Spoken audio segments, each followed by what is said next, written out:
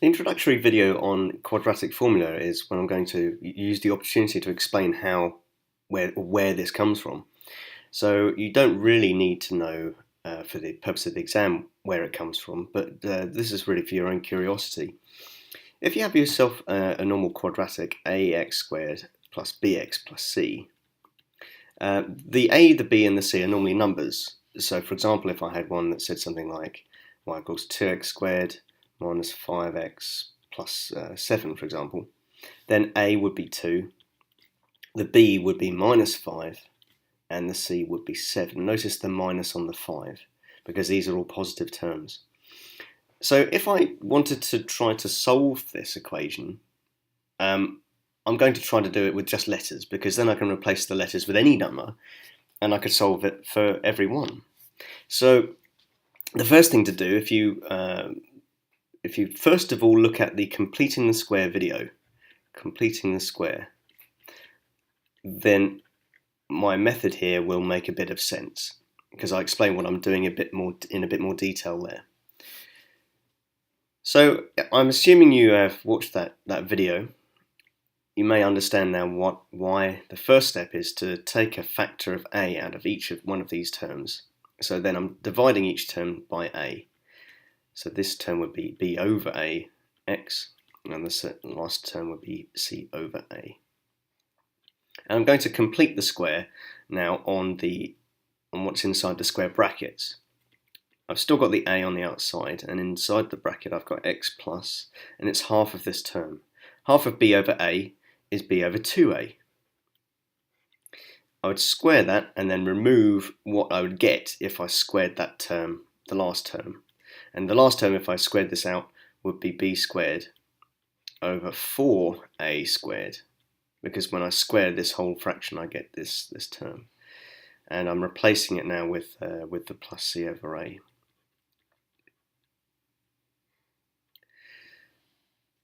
The next thing is to combine the two terms here. So I'd have to combine those. Oops, it should include the minus there. Let's do that.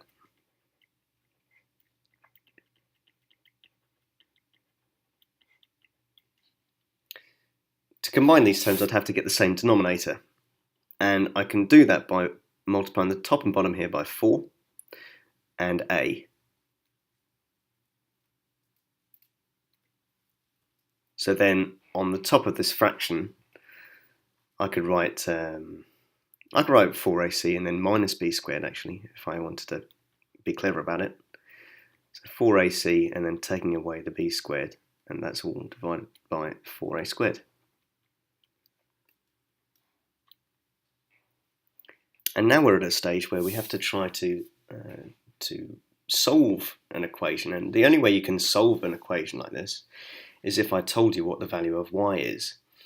And normally the y value is 0. If it's not 0, then you have to make it 0 really first before moving through the rest of the process. So if this term all equals 0, I can write 0 here, and I have to try to then work out what x would be.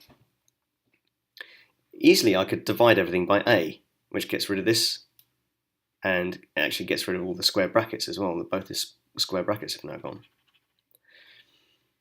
And to find x on its own, I have to rearrange by moving this whole fraction to the other side. So that would be my first step.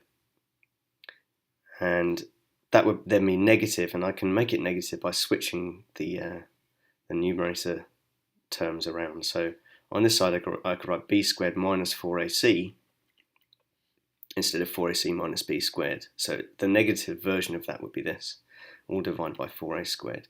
So that has now moved this fraction to the other side. If I put an equals here, it might be clearer. And that would be equal to x plus b over 2a all squared. The next thing is to square root both sides, and I should partition my work here. So to square root both sides, the bottom part of it, actually I can square root that quite easily. So the numerator would be 2a. That is the square root of 4a squared, and the square root of the numerator I don't really know, but if I wrote that in a square root, b squared minus 4ac, then that has done it. But remember, this is only the positive square root. It does actually include both positive and negative, and the way that's shown is with this plus minus. So that means that I would get two solutions, one where I choose a plus and one where I choose a minus. So that has got rid of the square on this side, leaving x plus b over 2a. And now simply I've just got to move the b over 2a to this side. But because they're both over 2a, interesting, I can make it all over 2a and then take away the b, and I'm left with that square root thing. And that all equals x. So assuming that with the knowledge that my quadratic equals 0, I can find my value of x in terms of a, b, and c using this formula. And this is the key. This is the quadratic formula. So this is the one that you need to be aware of. Now there are a number of ways to remember this. One way out that I'd recommend is to have a look online for some videos that people have made. And there's some really good ones to look at to remember that formula. So we're going to apply that formula in the next video.